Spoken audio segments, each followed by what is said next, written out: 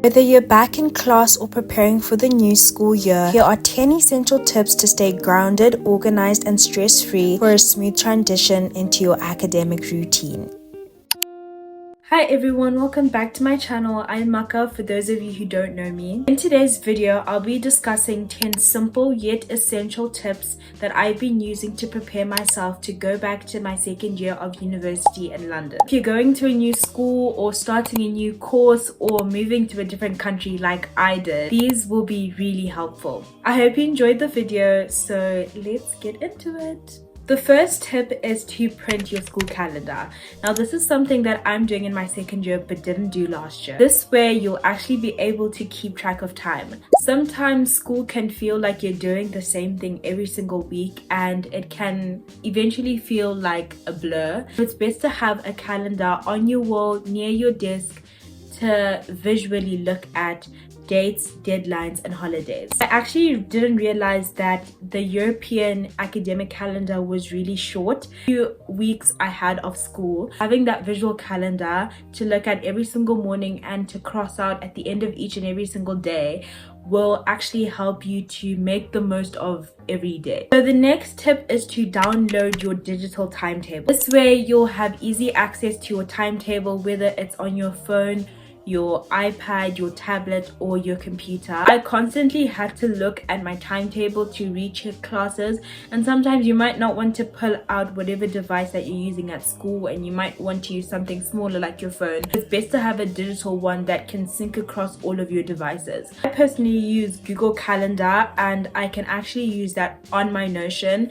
It's synced together. My university has a mechanism where you can sync the timetable on their platform to your Google Calendar. That's been really helpful even as I'm here. I literally lost access to my university email and I still had access to my Google Calendar whilst I was getting that sorted out, and I was able to actually view my timetable. Next thing you should do is plan your schedule around your timetable. Once you actually have your timetable, this might be after enrollment if you are a first year student, but what you want to do is actually build up your life around your university timetable, because this is probably going to be the most fixed schedule that you actually have. Prioritize your fixed commitments first to the most flexible commitments that you have. What I do is that from my school timetable, I build up my studying schedule, and that's when I am able to slot in the hours that I desire to work. I'm on a 0-hour contract, which is the most flexible employment contract that you can actually have. So I continue to build up these layers of commitments that I have and schedules that I have, and I usually end up with hobbies and meeting up with friends, talking to my family at the very end. The fourth point brings so much clarity to your academic year, and it brings so much purpose into the things that your tutors are actually asking you to do, to review your current and previous modules. This is something that I kind of rushed over when I started off my first year, but I think it's something that I've actually done today, and it's really necessary to go into your course modules. So this is what you're going to do.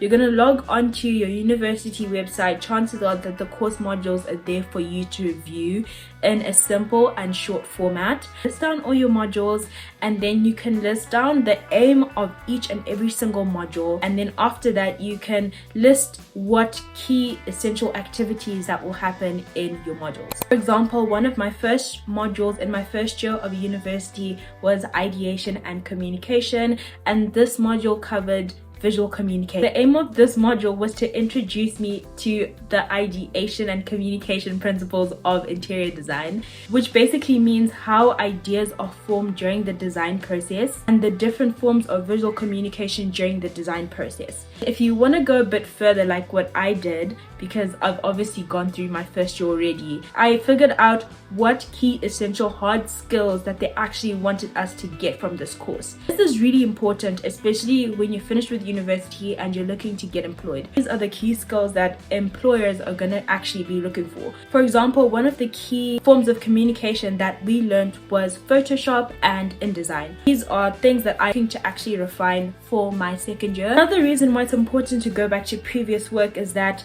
Most of the time your second and third year builds off of the principles that you learned in first year, so it's best to ensure that you fully understand and know these principles before diving into your second year. The next step is to print your vision board if you don't already have one. Have something to visually look at as you go through each day. Again, like sometimes in university it feels like you're kind of losing track of time and things can easily become a blur before you realize that maybe you didn't achieve the things that you wanted to achieve.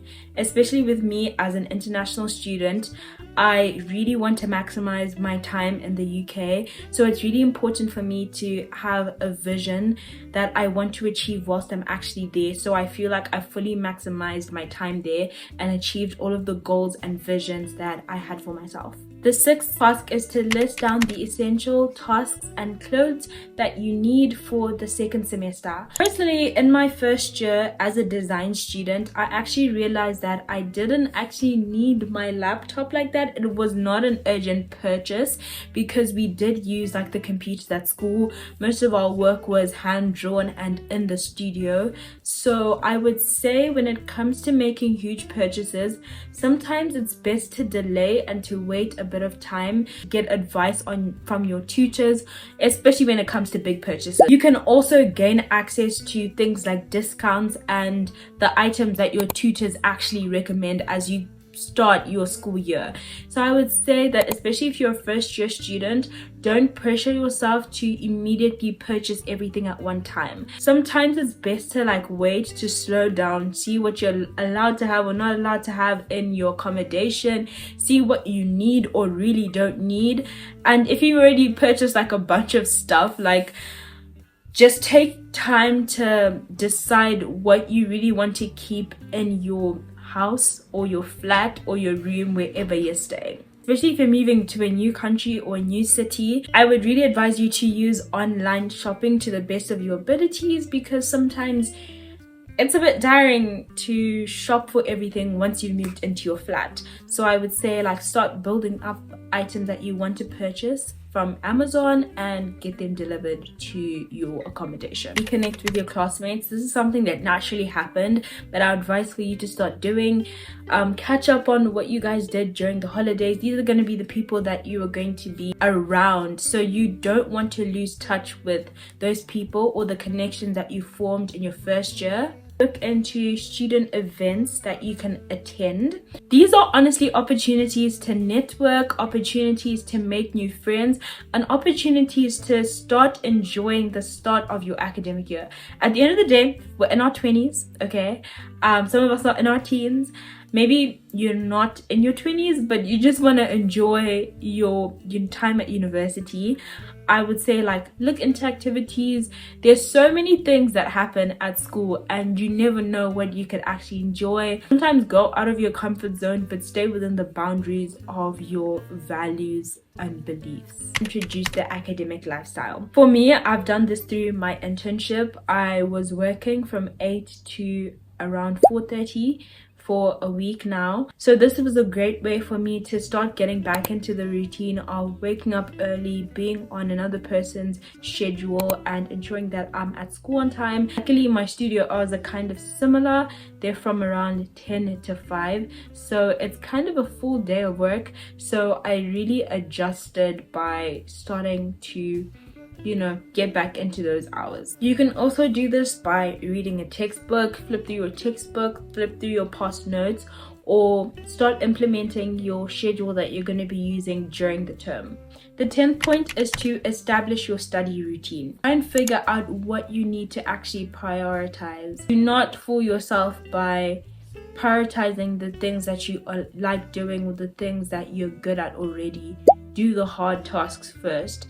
And that can be hard to do, but it's worthwhile, because at the end of the day you're going to master them and you're going to leave university knowing that you acquired the skills that you actually desired for the opportunities that you wanted. I hope you guys enjoy this video. There are more student prep vlogs and student lifestyle vlogs coming your way, because I'll be documenting my second semester of my second year. If you enjoyed this video, please subscribe to my channel, leave a comment down below. I'd love to hear from you guys. Bye.